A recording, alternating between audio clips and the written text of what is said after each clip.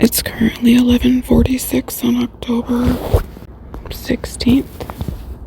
It's still Thursday. I had gone to bed early.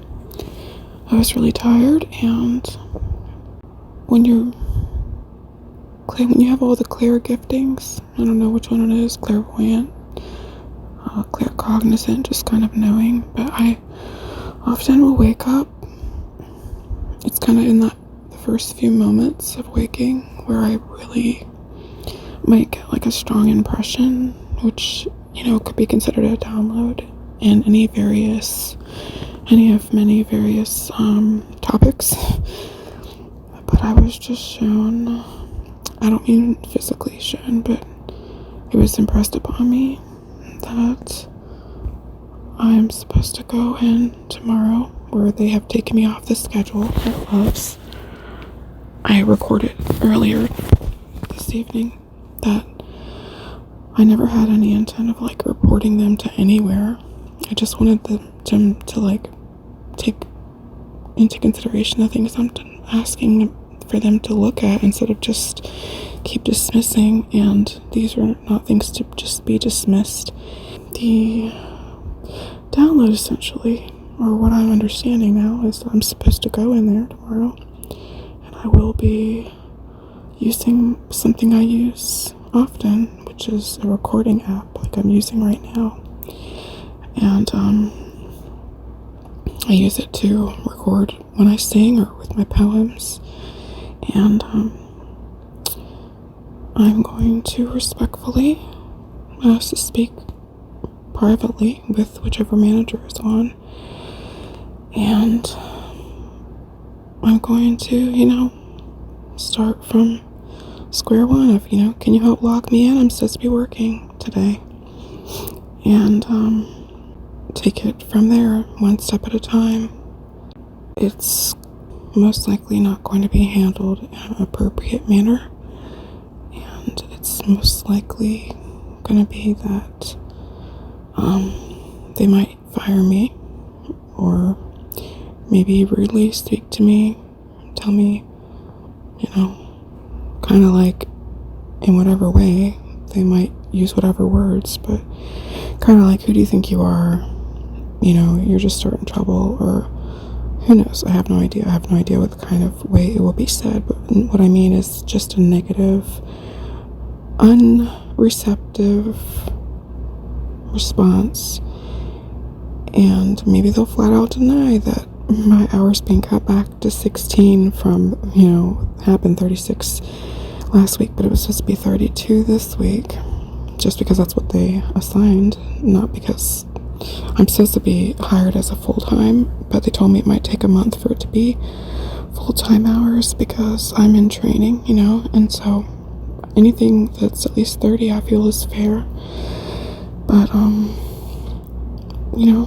going to ask about, is this how y'all do, that you just use the app and just adjust people's schedules without even so much as contacting them and giving them, proper notification, actually you won't need to call your taxi driver and ride out here tomorrow, because we don't need you after all, And the only real reason they would ever have for that is if, they just somehow, they've been doing, they've been kind of not really truly repaving, but whatever that top layer of asphalt is being done in the parking lot. So let's say that they knew they were going to just not hardly have near as many people because they weren't going to have gas open or something for the day. That would be an acceptable reason to be told, that we just don't need, several of our employees today because we're going to be short,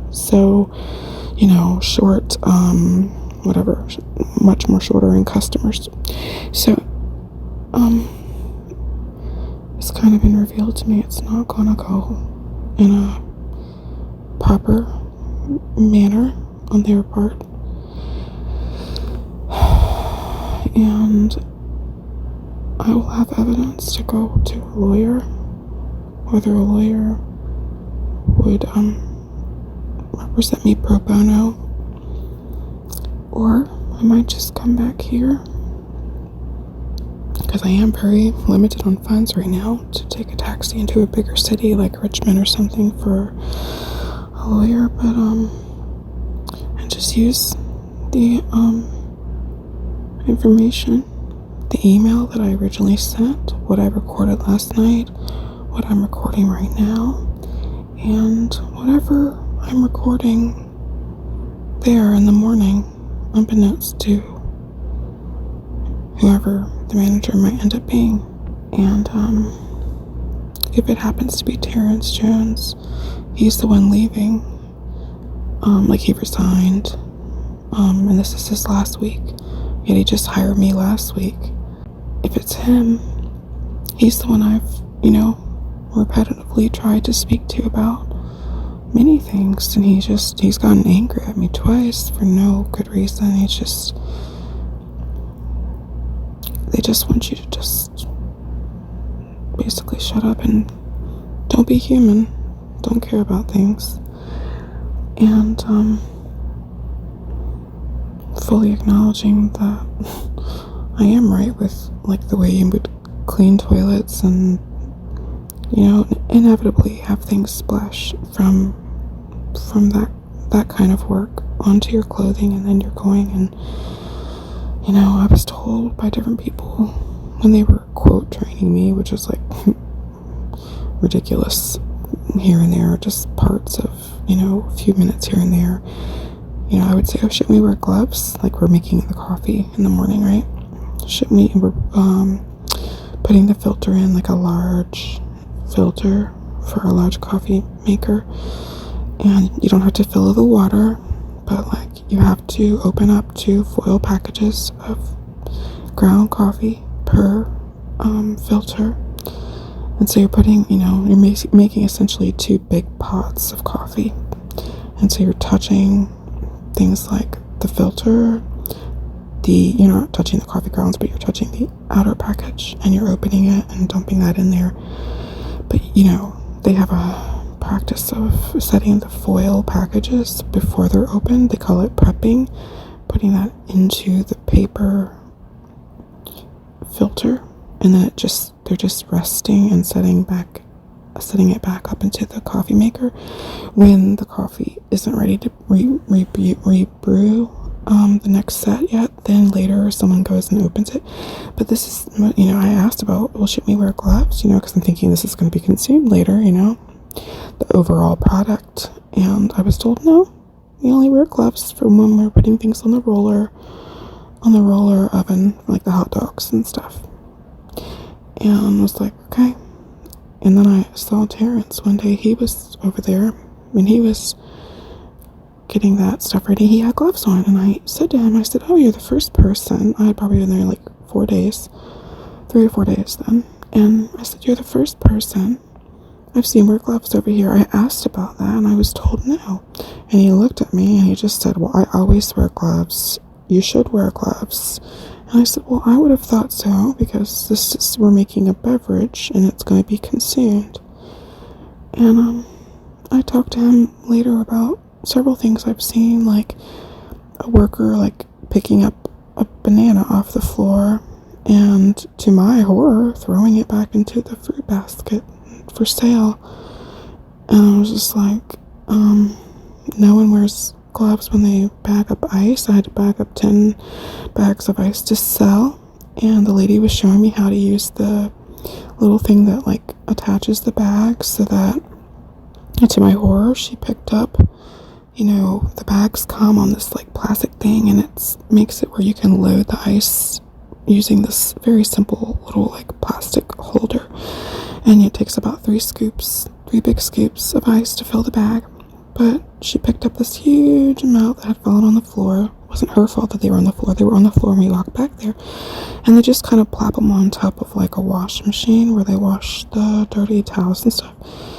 And she just picked it up and plopped it back on top, and then she proceeded to take 10 bags and put them on the little simple plastic holder and showed me, how to use it.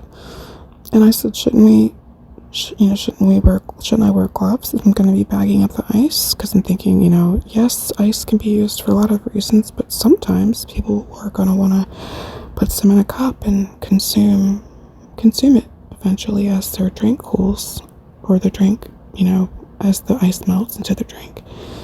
She's like, no. And I mean, I'm pretty sure she had, scratched her head, and it's not anything about her. I'm just saying, like,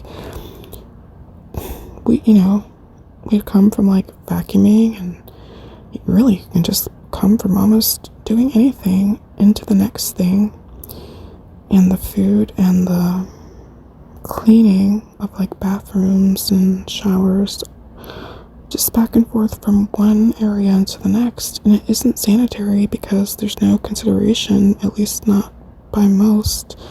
Terrence was wearing the gloves making coffee. I keep thinking we should be wearing gloves for doing this or doing that, and I'm being told no. And so, except by Terrence with the coffee, like I said. But like, when I'm initially talking to people who work there for, much longer than me, I'm being told no. And anyway, I don't think it's gonna go well tomorrow. Well, as far as like being handled in an appropriate, respectful manner. Like, okay, these are your considerations. You're right. That these are not good practices. We're gonna change that. I have a feeling I'm just gonna be, talked down to, and that's okay.